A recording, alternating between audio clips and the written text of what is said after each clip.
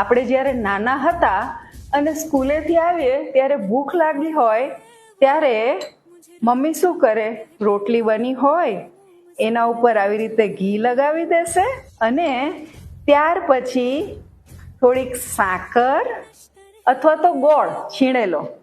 એ મૂકી અને આવી રીતે સરસ મજાનું બીડું વાળી દે અને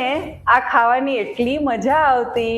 કે વાત ન પૂછો. પણ હવે રોટલી જ્યારે ઘણી વખત વધી હોય અથવા તો બાળકોને તમારે રોટલીમાંથી જ કંઈક પૌષ્ટિક નાસ્તો ખવડાવવો હોય તો શું, આજે આપણે બનાવીએ રોટી નાચોસ વિથ મેંગો સાલ્સા. अंबर सा लगता है मेरा सावे,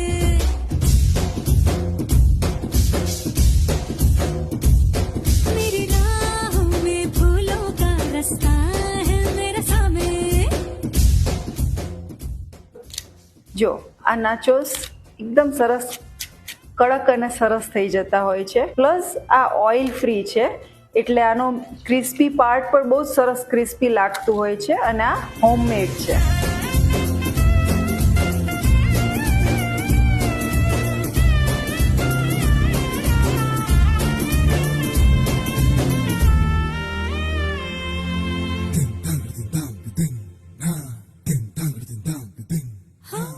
अंगारों का अंबर सा लगता